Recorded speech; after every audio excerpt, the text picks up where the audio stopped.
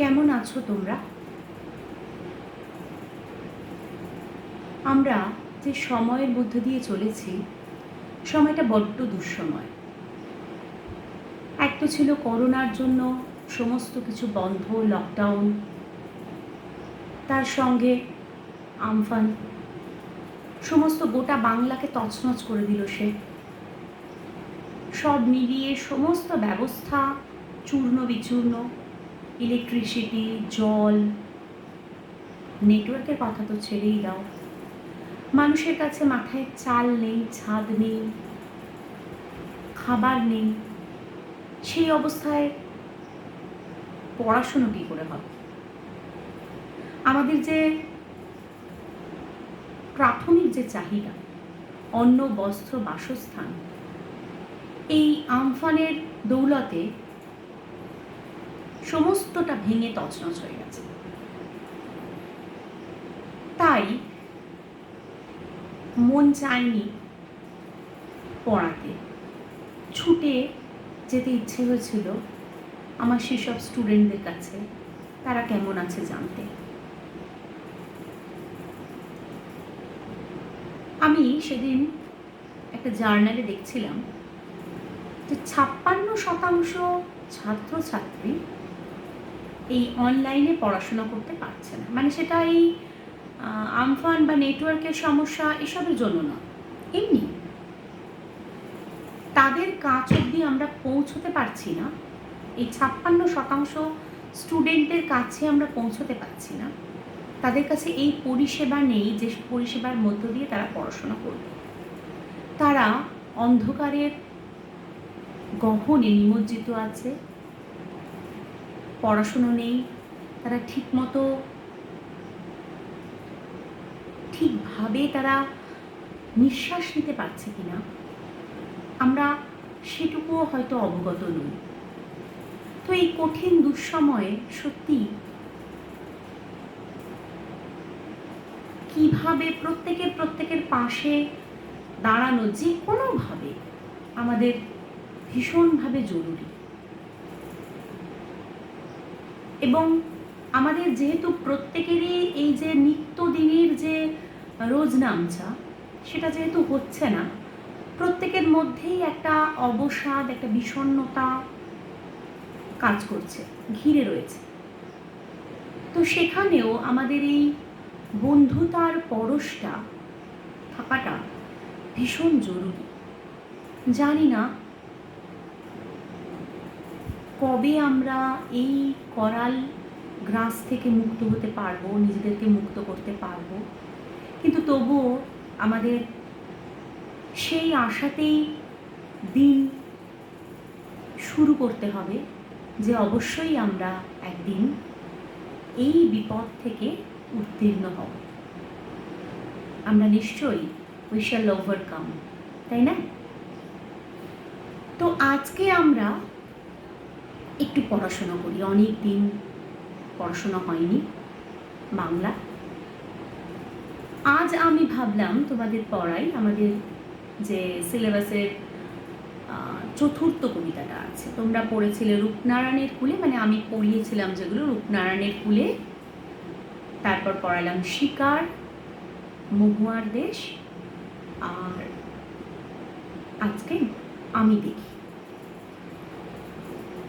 আর একটা কবিতা আমরা পড়েছি, পড়তে জানে এমন এক মজুরের প্রশ্ন, যেটা অনুদিত কবিতা। আমি দেখি, কবি শক্তি চট্টোপাধ্যায়। আমরা আগে যে তিনটে কবিতা পড়েছি সেটা মোটামুটি সমসাময়িক কালে। রবীন্দ্রনাথ ঠাকুর মারা যাবার পর 1941-এ প্রকাশিত হলো রূপনারায়ণের কুলে,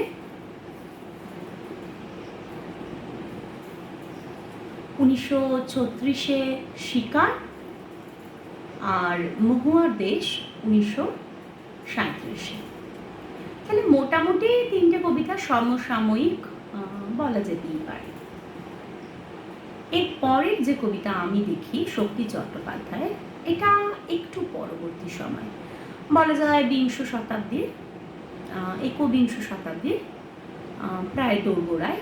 এটা ইংরেজির 1980-তে প্রকাশ পাচ্ছে। কাব্যগ্রন্থের নাম অঙ্গুরি তোর হিরণ্য জল। শক্তি চট্টোপাধ্যায়ের এই আমি দেখি কবিতাটা প্রকৃতির সঙ্গে অঙ্গাঙ্গিভাবে এক আত্মিক যে উপস্থিতি, তার একটা কবিতা। আমরা প্রথমে শক্তি চট্টোপাধ্যায় সম্পর্কে একটু জেনে নিই, কারণ আমরা যে কবির কবিতা পড়তে যাচ্ছি, যদি আমরা সেই কবিকে, সেই সময়কে না ধরতে পারি, তাহলে সেই কবির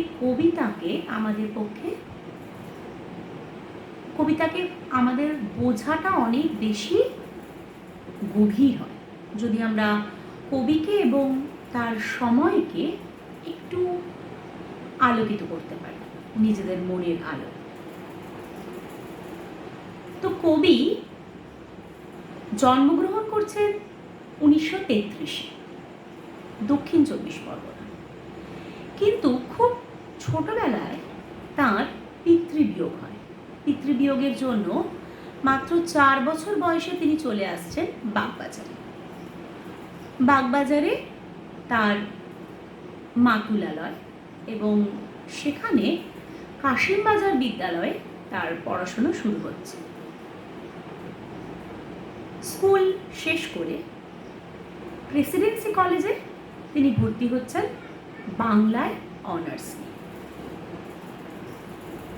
কিন্তু ছাত্র রাজনীতি করার জন্য অচিরেই তার ডিসকলেজিয়েট হয়ে যাচ্ছেন, তাকে ডিসকলেজিয়েট হতে হচ্ছে ছাত্র রাজনীতির কারণে, এবং সরাসরি তিনি পড়াশোনার শিক্ষাঙ্গন থেকে অনেক দূরে চলে যাচ্ছেন। যদিও পরবর্তী ক্ষেত্রে যাদবপুর ইউনিভার্সিটিতে তিনি আবারও ভর্তি হয়েছিলেন তুলনামূলক সাহিত্য পড়ার জন্য, কিন্তু সেখানেও আমরা দেখছি যে কিছুটা পড়া এগোনোর পর তিনি সেই পড়া ছেড়ে দিচ্ছেন। তাহলে বিদ্যালয় জীবনের পর কলেজ বা ইউনিভার্সিটি লেভেলে তিনি যথোপযুক্তভাবে পড়াশোনা, যেটাকে আমরা প্রথাগত শিক্ষা বলি, শিক্ষা শুধু যে আমাদের এই ডিগ্রি তা কিন্তু নয়, যেটা তোমাদের ক্লাস 11-এ তোমরা পড়ে এসেছো যে শিক্ষার সার্কাস, যে এক রূপ থেকে আর এক রূপে খুব অনুপুঙ্খভাবে চলে যাওয়ার যে পদ্ধতি, যে অভ্যাস, সেটাই তো এই ক্লাস উত্তরণ। সেটা শিক্ষা নয়, শিক্ষারও গভীর কিছু। তো সেই গভীর শিক্ষার আলোকে কিন্তু কবি শক্তি চট্টোপাধ্যায় নিজেকে প্রাণিত করেছিলেন, এবং প্রাণিত করেছিলেন বলেই আমরা দেখতে পাচ্ছি তার জীবন জীবিকার ক্ষেত্রে যদি আমরা আসি, আমরা দেখব যে তিনি প্রথম এক বিজ্ঞাপন সংস্থাটির নাম ক্ল্যারিয়ন, সেখানে তিনি কপিরাইটার হিসাবে কাজ করা শুরু করছেন, এবং তারপর আমরা দেখেছি ভারবী প্রকাশনীতে তিনি চাকরি করছেন। তারপর তিনি বন্ধুর অনুরোধে টিউটোরিয়াল হোম খুলেছিলেন। তিনি কৃত্তিবাস, ভীষণ নামী এক অভিজাত যে পত্রিকা কৃত্তিবাস, সেই কৃত্তিবাস পত্রিকার তিনি একজন ভীষণ জনপ্রিয় এবং প্রতিভাবান কবি ছিলেন। প্রায়শই তার কবিতা সেখানে প্রকাশিত হতো। এছাড়াও তিনি বিভিন্ন ফিচারগুলো লিখতেন স্ফুলিঙ্গ সমাদ্দার এই নামের আড়ালে। আর আরও একটা তার ছদ্মনাম ছিল, তিনি গদ্য চর্চা করতেন স্ফুলিঙ্গ সমাদ্দার নাম নিয়ে, এবং ফিচার লিখতেন রূপচাঁদ পক্ষী ছদ্মনামের আড়ালে। এছাড়া আরও একটা খুব সম্মানীয় কাজ, যেটা বিশ্বভারতী, যাকে আমরা যে বিশ্বভারতীকে আমরা রবীন্দ্রনাথের নামে চিনি, শান্তিনিকেতন, সেই বিশ্বভারতীর তিনি অতিথি অধ্যাপক ছিলেন। তাহলে বোঝাই যাচ্ছে যে প্রথাগত শিক্ষায় শিক্ষিত না হলেও তিনি কিন্তু প্রকৃত যে শিক্ষা, সেই শিক্ষায় তিনি অনেক বড় মাপের শিক্ষক ছিলেন। তো বিশ্বভারতীতে তিনি বহুদিন অধ্যাপনা করেছেন। এই যে জীবন, এই যে জীবিকা, এর আড়ালে এই মানুষটিকে আমরা বুঝতে পারছি যে তিনি যে সাহিত্যের কত বড় একজন রসিক ছিলেন, এবং সেই জন্যই তিনি বিজ্ঞাপন সংস্থা, বিভিন্ন প্রকাশনী, তারপরে বিশ্বভারতীতে অধ্যাপনা, এই সমস্ত কৃত্তিবাসে তার কবিতা রচনা, এই সব কিছু মিলিয়ে তার যে জীবন, সে জীবন সমৃদ্ধ ছিল। তিনি সমৃদ্ধ করেছেন বাংলা সাহিত্যকে। তার প্রথম লেখা উপন্যাস কুয়োতলা, তার প্রথম লেখা ছোট গল্পের নাম নিরুপমের দুঃখ, তার প্রথম লেখা কবিতার নাম জম, যেটা 1956 প্রকাশিত হচ্ছে বুদ্ধদেব বসুর কবিতা পত্রিকায়। প্রথম কবিতা জম। তিনি সাহিত্য একাডেমি পুরস্কার পেয়েছিলেন যে কাব্যগ্রন্থের জন্য। কাব্যগ্রন্থের নাম যেতে পারি কিন্তু কেন যাব। দেখো, যার লেখা প্রথম কাব্যগ্রন্থের নাম জম, যার সাহিত্য একাডেমি পুরস্কার যিনি পাচ্ছেন যেতে পারি কিন্তু কেন যাব, তাহলে আমরা বুঝতেই পারছি তার কবি বৈশিষ্ট্যের মধ্যে একটা অন্য কিছুর উন্মাদনা আছে, একটা অন্য কোনো প্রতিবাদী সত্তা, একটা জেহাদি মন, যেটা বারে বারেই তার কবিতায় ধরা দিচ্ছে। তো এই শক্তি চট্টোপাধ্যায়ের কবিতা আমি দেখি। শক্তি চট্টোপাধ্যায়কে বুঝতে গেলে আর একটা বিষয় যেটা না বললেই নয়, সেটা হচ্ছে হাংরি জেনারেশনের কথা, হাংরি আন্দোলনের কথা। সেই আন্দোলন তিনি কবি শক্তি চট্টোপাধ্যায় হাংরি জেনারেশন বা হাংরি আন্দোলনের তিনি ফাউন্ডার মেম্বার ছিলেন। আমরা জানি যে বিনয় মজুমদার, শক্তি চট্টোপাধ্যায়, মলয় রায়চৌধুরী এবং সমীর রায়চৌধুরী, এই যে চারজন ছিলেন এই আন্দোলনের ফাউন্ডার মেম্বার, এনারাই প্রতিষ্ঠাতা। যদিও পরবর্তী ক্ষেত্রে শক্তি চট্টোপাধ্যায় মতানৈক্যের জন্য তাদেরকে এই আন্দোলন ছেড়ে চলে যান, সেটা অন্য প্রশ্ন, কিন্তু এটা আমরা জানি।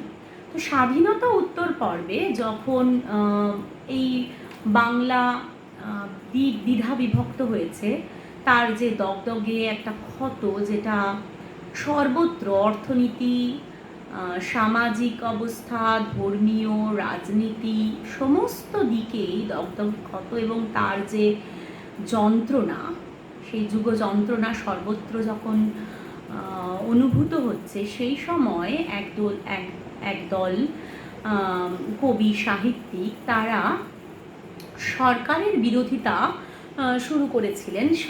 সরকারের বিরুদ্ধচারণটা কিভাবে না, কোনো অস্ত্র নিয়ে নয়, বিরুদ্ধচারণ ছিল শুধুমাত্র, তার অস্ত্র ছিল কাগজ আর কলম। এই যে জেনারেশন এক লহমায় যেমন সরকারের বিরোধিতা করেছেন, সেরকমই সেই সময় বা তার আগে চলছে যে সমস্ত সাহিত্য রচনা, তার যে বৈশিষ্ট্য, সেই বৈশিষ্ট্যকেও অনেকটা দুমড়ে মুচড়ে দিচ্ছেন। সেখানে নিয়ে আসছেন তারা একেবারেই নিচের যে সম্প্রদায়, পায়ে দলিত মথিত করা যে সম্প্রদায়, যে নিচুর তলার কথা, সেই তলার কথা উঠে আসছে সাহিত্যে। তারপর ধরো ভাষা, শব্দ, তার যে লালিত্য, সেই লালিত্য বা তৎসম শব্দের যে সম্ভার, সেই সম্ভারকে অনেকটা বর্জন করে অন্য যে দেশজ ভাষাগুলো, দেশজ শব্দগুলো, সেগুলো এখানে চলে আসছে। এরকমভাবে আরও সাহিত্যে বিভিন্ন রকমভাবে পরিবর্তন হচ্ছে। তো এই মূলত এই হাংরি জেনারেশনের এদের ক্রিয়াকলাপ শুরু হয়েছিল সরকার বিরোধিতা থেকে, এবং সেখানে কাগজ এবং কলমের মধ্য দিয়ে তাদের এই বিরোধিতা চলেছিল। তো তার কিন্তু পুরোভাগে ছিলেন শক্তি চট্টোপাধ্যায়।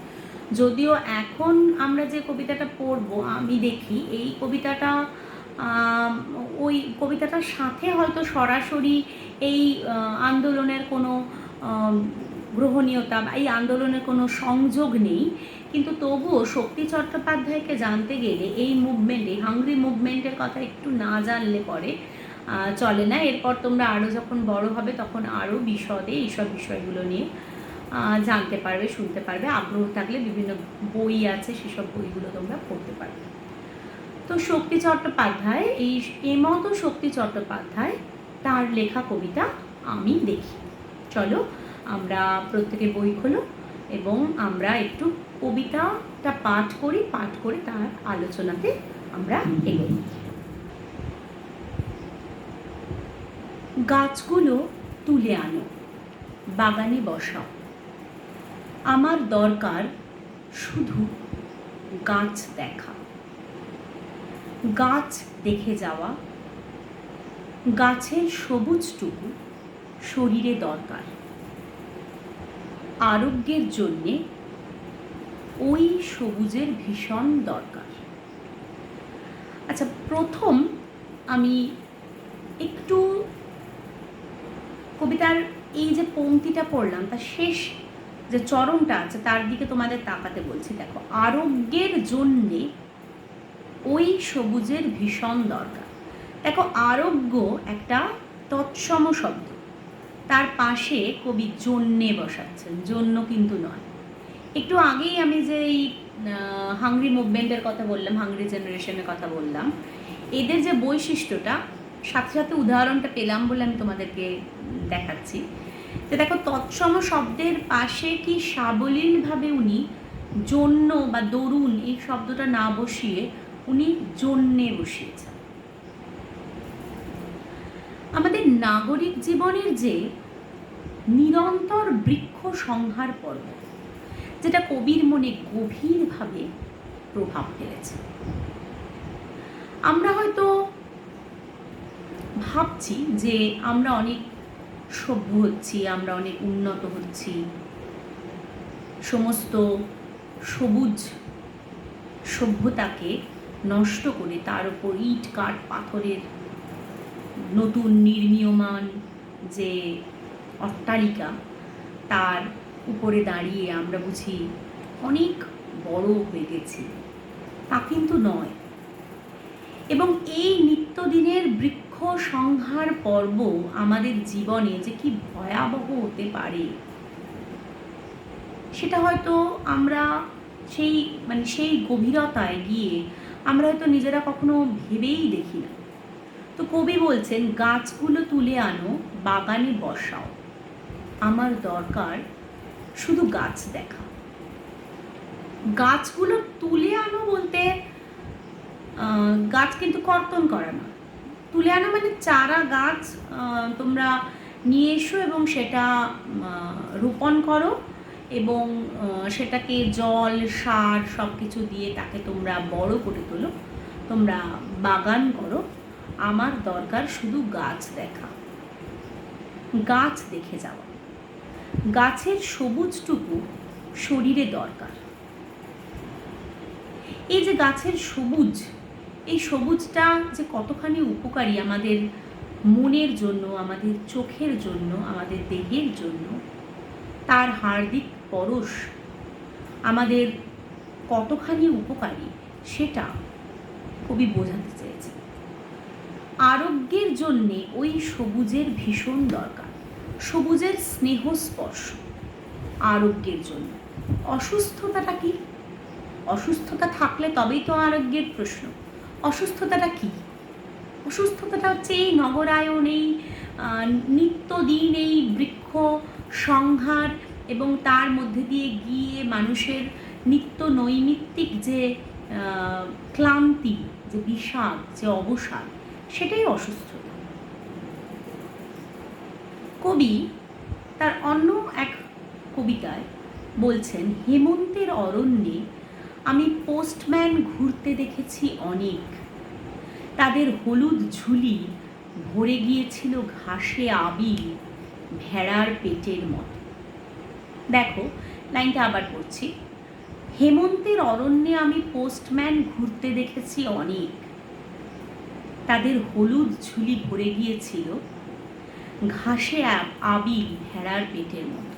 মানে কবিতার চরণেতে কবি হয়তো বর্ণনা করছেন অন্য কোনো কিছু, কিন্তু বর্ণনার যে উপমায় সেখানে কিন্তু এই প্রকৃতির অনুষঙ্গ এবং কবির এই ব্যক্তিক যে অনুভূতি বা আকাঙ্ক্ষা উপলব্ধি যে গাছ আমাদের জীবনের প্রধান অবলম্বন। এত সমস্ত জায়গায় এই যে গাছ লাগান প্রাণ বাঁচান, এই যে অভিযান, এই অভিযান কেন? গাছ গাছ যে কতখানি গুরুত্বপূর্ণ সেটা তোমরা ছোটবেলা থেকে প্রচুর জায়গায় বিজ্ঞানে, ভূগোলে এবং বিভিন্ন রচনায় তোমরা পড়ে এসেছো গাছ আমাদের কি কি উপকার করে। সেগুলো আমি এই কবিতার ব্যাখ্যা করতে গিয়ে আমি সেই সব প্রসঙ্গগুলোই যাচ্ছি না। তোমরা তার যে লম্বা লিস্ট আছে সেগুলো তোমরা সবাই জানো। তো সেই জন্য কবি বলছেন যে গাছ আমাদের জীবনের প্রধান অবলম্বন। তো সেই প্রধান অবলম্বন তাকে কর্তন করা যায় না। শরীরে সেই স্নেহের স্পর্শ চাই, সেই স্নেহের স্পর্শ ছাড়া আমরা বাঁচতে পারবো না। সেই সতেজতা, সেই সুস্থতা, সেই সৌন্দর্য এবং সেই সবুজ, এই সব কিছু মিলে আমাদের জগৎ তৈরি হবে। সেই জগতে সবুজের স্পর্শ ছাড়া আমাদের আরোগ্য সম্ভব নয়। যেটা আমি বললাম যে নগরায়ন, এই নাগরিক জীবনে যে নিরন্তর যে বৃক্ষ নিধন এবং তার জন্য যে অসুস্থতা, যে ক্লান্তি, যে বিষাদ, সেই বিষাদ থেকে উদ্ধার করতে পারে একমাত্র এই গাছ। এবং সেই জন্যই কবি বলছেন গাছ আনো এবং বসাও বাগানে, আমার গাছ, সেই সবুজের আমার ভীষণ দরকার। চোখ যেন সবুজের মধ্যে শান্তি খুঁজছে, দেহ চাইছে সবুজ বাগানের সান্নিধ্য। হ্যাঁ, একটা ব্যাপার যেটা এই কবিতার চরণে দেখো, প্রথম যে লাইনটা, গাছগুলো তুলে আনো বাগানে বসাও, এটার মধ্যে একটা অনুরোধ রয়েছে। কবির একটা ব্যক্তিগত উপলব্ধি অনুরোধের আকারে কবিতার মধ্যে প্রকাশিত হয়েছে। এখন কবি একা, যেহেতু উনি, এর মধ্যে দিয়ে আমরা বুঝতেই পারছি যে উনি নিজে ভীষণভাবে পরিবেশ সচেতন এবং উনি নিজেও গাছ উনি লাগান এবং গাছের সবুজের সংস্পর্শে, সেই সংস্রবে উনি থাকেন। কিন্তু উনি আমাদেরকে কেন, এই পাঠক, এই সাধারণ বর্গ, এই মানুষ, আপামর জনসাধারণকে উনি বলছেন যে গাছ আনো, গাছ লাগাও, আমার দরকার শুধু গাছ দেখা। মানে আমি একা শুধু বসিয়ে কিছু করতে পারবো না, এই সমস্ত যে জগৎবাসী প্রত্যেকের উচিত গাছ বসানো, গাছের রক্ষণাবেক্ষণ করা। এটা হচ্ছে মূল কথা। মানে তিনি যে শুধুই এখানে এই গাছ আনো এবং গাছ বসানোর কথা কবিতার মধ্যে 3 বার আছে, যেটা আমি পরবর্তী যখন প্যারাগ্রাফগুলো আলোচনা করব আমি তখন তোমাদের বলবো। এখন এটা উনি অনুরোধ করছেন যে গাছ আনো এবং বাগানে বসাও, আমার দরকার শুধু গাছ দেখা, গাছ দেখে যাওয়া। তারপরে পরবর্তী প্যারাগ্রাফ, বহুদিন জঙ্গলে কাটেনি দিন, বহুদিন জঙ্গলে যাইনি। জঙ্গল হচ্ছে সেই নিভৃত পর্যটন, যে পর্যটন কবির মনকে শান্তি দেয়। সেই নিভৃত পর্যটনে কবি যেন নতুন করে অনেক বুক ভরা শ্বাস গ্রহণ করতে পারেন এবং সেই গ্রহণের মধ্য দিয়ে ওনার যাবতীয় যে নাগরিক ক্লান্তি, যে বিষাদ, যে হতাশা, যে নাগরিক জীবনে শিল্প সভ্যতাময় যে নাগরিক জীবন, সেই জীবনের যে কুয়াশা, যে ধোঁয়াশা, সেগুলো সব দূরীভূত হয় কবির এই নিভৃত পর্যটনে। কিন্তু কবি বলছেন বহুদিন জঙ্গলে কাটেনি দিন, বহুদিন জঙ্গলে যাইনি। সবুজের সঙ্গে একটা দীর্ঘকালীন বিচ্ছেদ সেটা প্রতিভাত হচ্ছে এই লাইনটায়, বহুদিন জঙ্গলে যাইনি। তারপরে তার স্পষ্ট স্বীকারোক্তি কি, বহুদিন শহরেই আছে। এই যে শহর, রবীন্দ্রনাথ, যেটা তোমাদের মহুয়ার দেশ পড়াতে গিয়ে কিন্তু আমি বলেছিলাম যে রবীন্দ্রনাথ এক জায়গায় বলছেন, ইটের পরে ইট, মাঝে মানুষ কীট। এই যে ইটের পরে ইট সাজিয়ে এই যে নগর সভ্যতা, তার মধ্যে মানুষ কোথায়? মানুষ তো কীট হয়ে গিয়েছে, কবি বলছেন। তো সেই একই কথা, বহুদিন শহরেই আছি, শহরের অসুখ হাঁ করে কেবল সবুজ খায়, সবুজের অনটন ঘটে। এই যে নাগরিক আগ্রাসন, এই যে সবুজের হত্যা লীলা, সবুজ প্রকৃতির গ্রাস, এটাই অসুস্থ ক্লান্ত এই নগর জীবনের মূল কারণ। তাই কবি বলছেন শহরের অসুখ হাঁ করে কেবল সবুজ খায়, সবুজের অনটন ঘটে। এবং সেই জন্যই তিনি আগের যে স্তবকটা ছিল সেই স্তবকে উনি বলেছেন যে আরোগ্যের জন্য ওই সবুজের ভীষণ দরকার। ওই যে সবুজ, ওই যে সবাই মিলে তুলে নিয়ে আসা গাছ এবং সেই গাছ বসানো এবং তার মধ্যে যে ঘন সবুজ রং, সেই সবুজটা শহরের এই যে অসুখটা কি না, হাঁ করে সবুজ খাওয়ার যে অসুখ, অর্থাৎ বৃক্ষ নিধন পর্ব। এবং সেই নিধন পর্বের অসুখটা সারবে কি দিয়ে না, ওই সবুজের মধ্য দিয়ে, যেটা কবি বলছেন। এবং তার পরের প্যারাগ্রাফ এই প্যারাগ্রাফেরই সঙ্গে যেন একীভূত। দেখো, ডট ডট, সবুজের অনটন ঘটে বলে উনি 3টে ডট দিয়েছেন, দিয়ে বলছেন তাই বলি গাছ তুলে আনো, বাগানে বসাও আমি দেখি। যে তাই, এই কারণে যে শহরের অসুখ হচ্ছে সবুজ হাঁ করে খাওয়া, সেই জন্য তার আরোগ্যের জন্য গাছ তুলে নিয়ে আসো, সেই গাছটা আমার দেখা। বা এই আমি যে শুধু কবি একা আমি না, উনি যেন বিশ্ব সংসারের প্রত্যেকটা মানুষের হয়ে উনি যেন এই আরতি জানাচ্ছেন যে গাছই হচ্ছে আমাদের একমাত্র শেষ সম্বল বেঁচে থাকার, আমাদের এই প্রকৃতির ব্যালেন্সটাকে রক্ষা করার একমাত্র অবলম্বন হচ্ছে এই গাছ। এবং তারপরে লাইন, চোখ তো সবুজ চায়, দেহ চায় সবুজ বাগান, গাছ আনো বাগানে বসাও আমি দেখি। যেটা আমি তোমাদের আগে বললাম যে এই গাছ আনো এবং বাগানে বসাও, এই আরতিটা, এই আকাঙ্ক্ষাটা কবি 3বার কবিতার মধ্যে বলেছেন। প্রথম, গাছগুলো তুলে আনো বাগানে বসাও, প্রথম প্যারাগ্রাফে ছিল। এবং শেষ যে তৃতীয় যে স্তবক, সেখানে 2বার আছে। একবার গাছ তুলে আনো বাগানে বসাও আমি দেখি, আবার শেষের আগের লাইন, গাছ আনো বাগানে বসাও আমি দেখি। এই 3টে চরণকে যদি আমরা খুব নিবিড়ভাবে পাঠ করি তাহলে আমরা দেখব, দেখো, প্রথম গাছগুলো তুলে আনো বাগানে বসাও, তার মধ্যে কবির ঐকান্তিক অনুরোধ ছিল যে এটা ভীষণ দরকার। তারপর উনি কারণ দেখিয়েছেন যে কেন উনি বলছেন যে গাছ নিয়ে এসো এবং বসাও, যে শহরের অসুখ হাঁ করে সবুজ খায়, তাই বলি গাছ তুলে আনো বাগানে বসাও। এখানেও কিন্তু অনুরোধ, কিন্তু শেষ যেখানে কবি শেষ করছেন সেখানে বলছেন গাছ আনো বাগানে বসাও আমি দেখি। মানে সেখানেও হয়তো কোথাও একটা স্পষ্ট একটা ইঙ্গিত রয়েছে বা স্পষ্ট একটা নির্দেশ রয়েছে যে গাছ আনো বাগানে বসাও। যে মানুষ শত কিছু সত্ত্বেও নিজের ভালো না বুঝে এই যে কর্তন করে যাচ্ছে এই বৃক্ষগুলো, এটা ভীষণ একটা অন্যায়। সেই জন্য কবি হয়তো কোথাও অত্যন্ত আশাহত, সেই জন্য কবি শেষে বলছেন গাছ আনো বাগানে বসাও আমি দেখি।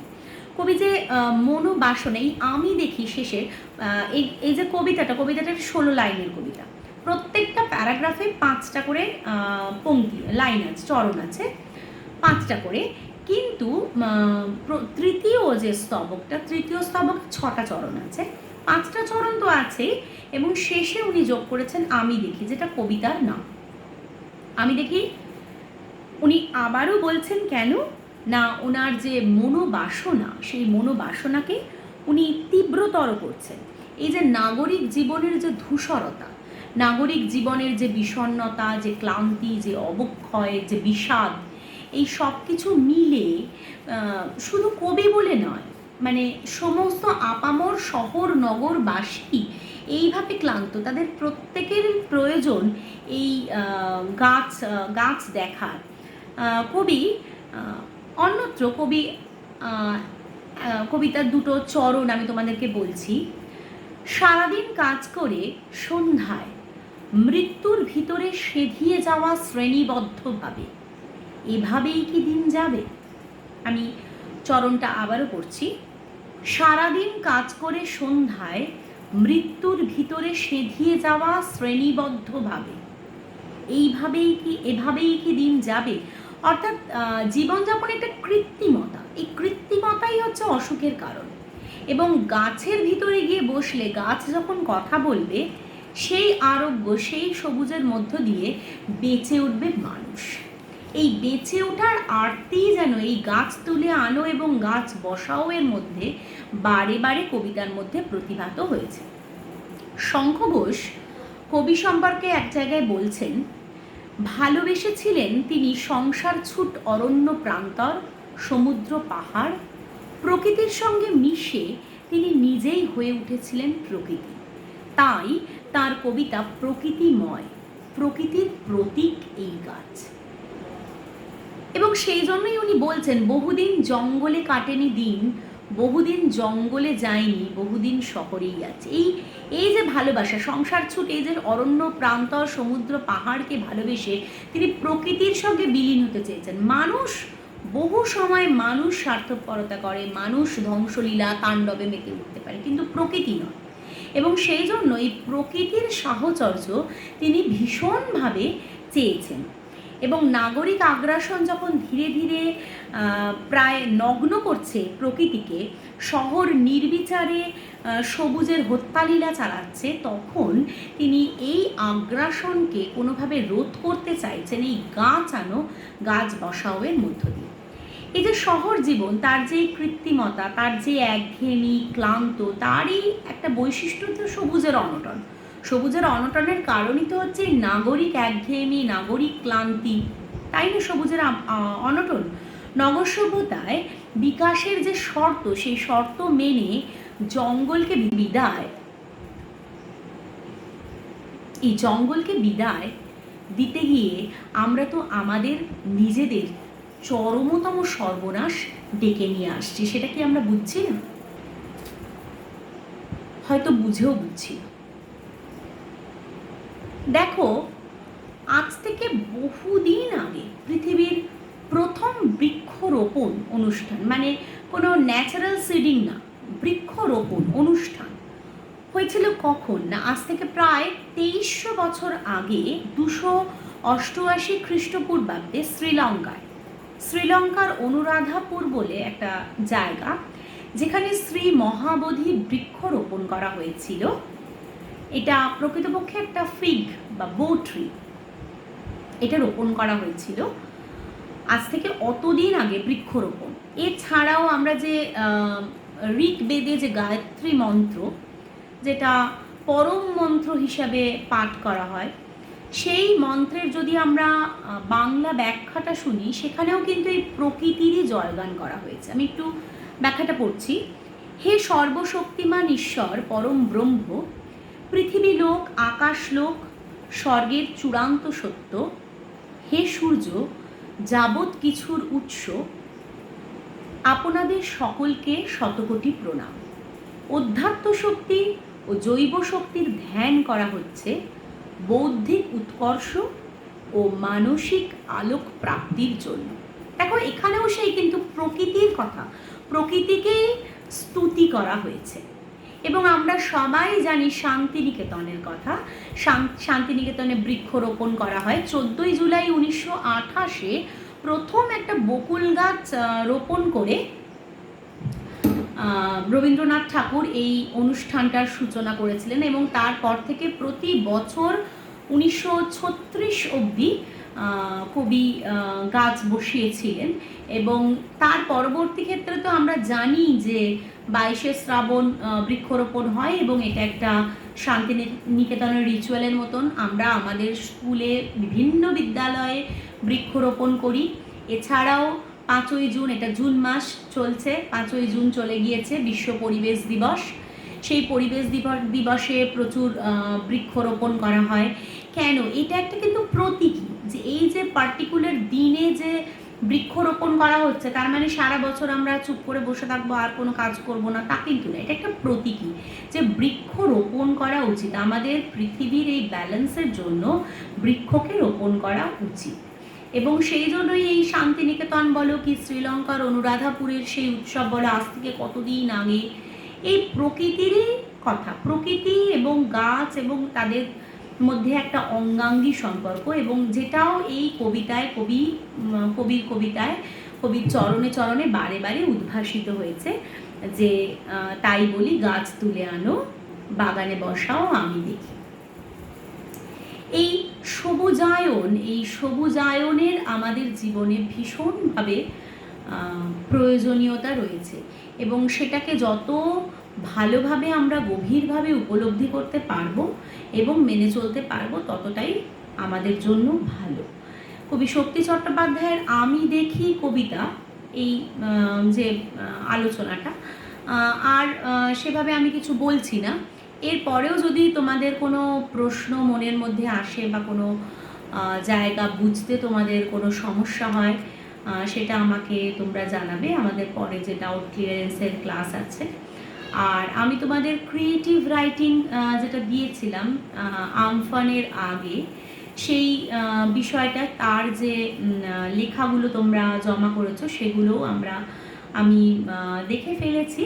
সেগুলোরও তোমরা কে কেমন ভালো লিখেছো, কি খারাপ লিখেছো, যেদিন আমাদের ডাউট ক্লিয়ারেন্সের ক্লাসটা থাকবে সেদিনকে আমরা সেই বিষয়টা নিয়ে আলোচনা করে নেব। তাহলে আমি দেখি এই কবিতাটা কি না, এখানে সবুজেরই জয়গান গাওয়া হয়েছে অন্যভাবে, যে ধ্বংসলীলা, যে নগরায়ন, যে সবুজ বৃক্ষ নিধন, হত্যালীলা, বৃক্ষ কর্তন করা হচ্ছে অবিচারে নির্বিচারে। তাই কবি বলছেন যে শহরের অসুখ হাঁ করে সবুজ খাওয়া, এবং সেই জন্যই অনটন অর্থাৎ অভাব ঘটছে।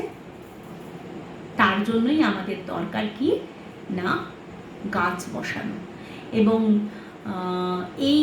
এই কবিতাটার আমি যদি তেমনভাবেই বোঝাতে পারি তাহলে আমি বলবো যে এমনিতেও আমাদের গাছ বসানো দরকার, তাছাড়াও আমফানে আমাদের প্রচুর ক্ষয়ক্ষতি হয়েছে, তো সেখানে প্রচুর গাছ মানে নির্বিচারে মারা গিয়েছে।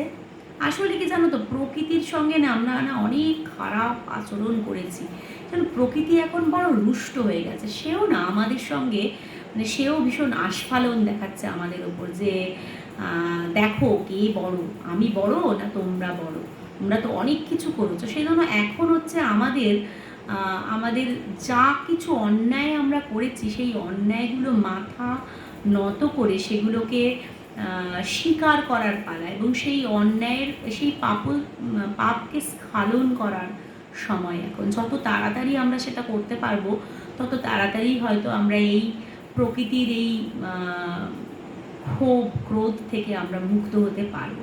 তো আমি বলবো যে তোমরা প্রত্যেকে একটা করে যাদের বাড়িতে জায়গা আছে তারা অনেক লাগাও, যাদের কম জায়গা আছে তারা একটা করে দুটো করে, যাদের ফ্ল্যাটে থাকো বা ছোট জায়গায় থাকো তবে লাগাও, কিন্তু গাছ লাগাও। গাছ লাগানোটা ভীষণ জরুরি। শক্তি চট্টোপাধ্যায়ের কথার সূত্র ধরেই আমি আজকে আমার পড়ানো শেষ করছি, তারই লেখা লাইন দিয়ে, যে গাছগুলো তুলে আনো, বাগানে বসাও, আমার দরকার শুধু গাছ দেখা। সকলে ভালো থেকো, আজকে এলাম।